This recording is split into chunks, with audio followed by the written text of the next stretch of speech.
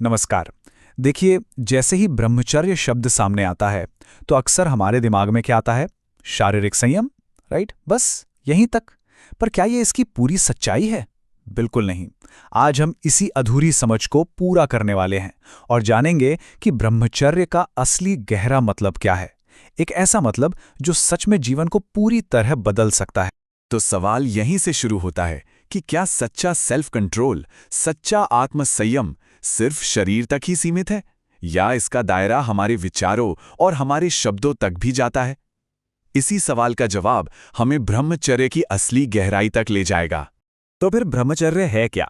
असल में इसकी नींव 3 मजबूत पिलर्स पर टिकी है और ये तीनों आयाम मिलकर ही इसकी एक पूरी और सही तस्वीर बनाते हैं, जो सिर्फ शरीर तक लिमिटेड नहीं है। तो ब्रह्मचर्य के ना 3 लेवल हैं और ये तीनों एक दूसरे से पूरी तरह से जुड़े हुए हैं। सबसे पहला और सबसे गहरा लेवल है मानसिक, यानी हमारे थॉट्स, हमारी इमेजिनेशन पर कंट्रोल। फिर आता है वाचिक, जो हम बोलते हैं, हमारी वाणी पर संयम। और आखिर में सबसे बाहरी स्तर है कायिक, मतलब फिजिकल एक्शंस पर कंट्रोल। और मजे की बात यह है कि ज्यादातर लोग इसी को पूरा ब्रह्मचर्य समझ बैठते हैं। तो फिर संपूर्ण ब्रह्मचारी कौन है? वो जो इन तीनों मानसिक, वाचिक और कायिक लेवल्स पर एक साथ संयम का पालन करता है। ये सिर्फ कोई बाहरी दिखावा नहीं है, बल्कि ये एक गहरी इनर पीस की स्टेट है, जहां मन, वचन और कर्म तीनों एक लाइन में होते हैं। अच्छा, इन तीनों पिलर्स में से एक ऐसा है जो सबसे ज्यादा जरूरी है, जो बाकी सबकी नींव है, और वो है हमारा मन। यहीं से सारी कहानी शुरू होती है। शास्त्र कहते हैं कि बहुत से लोग फिजिकल कंट्रोल तो कर लेते हैं, लेकिन असली चैलेंज तो मन और वाणी के लेवल पर आता है। अपने विचारों और अपने शब्दों को कंट्रोल करना कहीं ज्यादा मुश्किल काम है, क्योंकि बाहरी संयम तो शायद दिख भी जाए, पर असली ब्रह्मचर्य तो भीतर से, मन के लेवल पर ही साधा जाता है। मन, वाणी और कर्म, ये तीनों ना एक अटूट चेन में बंधे हैं। जो भी थॉट मन में उठेगा वही तो शब्दों में ढलेगा और आखिर में एक्शन बन जाएगा।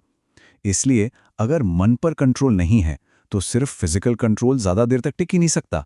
सच्चा ब्रह्मचर्य हमेशा मन से ही शुरू होता है। अब बात करते हैं उस एनर्जी की, उस शक्ति की, जो इस पूरी प्रैक्टिस को पावर देती है, जिसे शास्त्रों में वीर्य कहा गया है। ये सिर्फ कोई शारीरिक तत्व नहीं है, ये हमारी लाइफ फोर्स का एसेंस है। तो ये वीर्य असल में है क्या? शास्त्रों के हिसाब से ये सिर्फ एक फिजिकल फ्लूइड नहीं है, बल्कि जीवन की सबसे बड़ी शक्ति है। हमारा सेल्फ कॉन्फिडेंस, चेहरे का तेज जिसे ओज कहते हैं, और हमारी चेतना, इन सबका सोर्स इसी को माना गया है। तो इसका नुकसान सिर्फ शारीरिक नहीं, बल्कि मेंटल और स्पिरिचुअल एनर्जी का भी नुकसान है। और यहाँ एक बहुत ही जबरदस्त एनालॉजी दी गई है। सोचिए, एक दिया जिसमें तेल ही ना हो, क्या होगा? वो थोड़ी देर टिमटिमाएगा और बुझ जाएगा। हमारा शरीर भी बिल्कुल वैसा ही है। वीर्य के बिना ये शरीर शक्तिहीन हो जाता है, निस्तेज, मतलब बिना किसी चमक के, और बीमारियों का घर बन जाता है। ये असल में हमारे शरीर और मन दोनों को चलाने वाला फ्यूअल है। और यही वजह है कि शास्त्रों में ब्रह्मचर्य का असली मतलब वीर्य की रक्षा करना बताया गया है।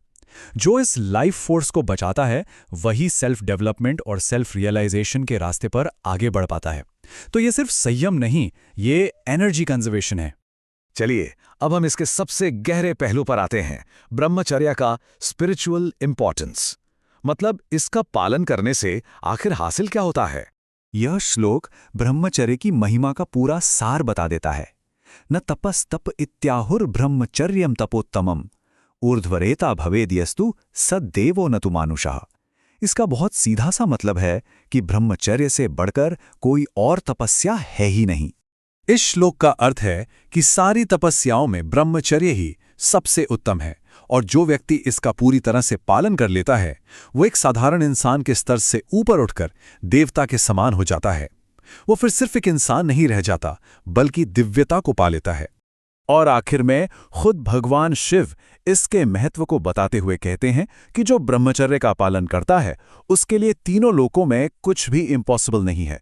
ये एक ऐसी दिव्य शक्ति है जिसके महत्व को वेद और उपनिषद भी एक सुर में मानते हैं। तो हमने देखा कि ब्रह्मचर्य सिर्फ फिजिकल कंट्रोल नहीं है, बल्कि मन, वाणी और कर्म का एक इंटीग्रेटेड कंट्रोल है। अब जरा सोचिए, अगर कोई इन तीनों पर एक साथ महारत हासिल कर ले तो उसकी जिंदगी किस हद तक बदल सकती है। ये सिर्फ संयम नहीं है, ये एक कंप्लीट ट्रांसफॉर्मेशन है।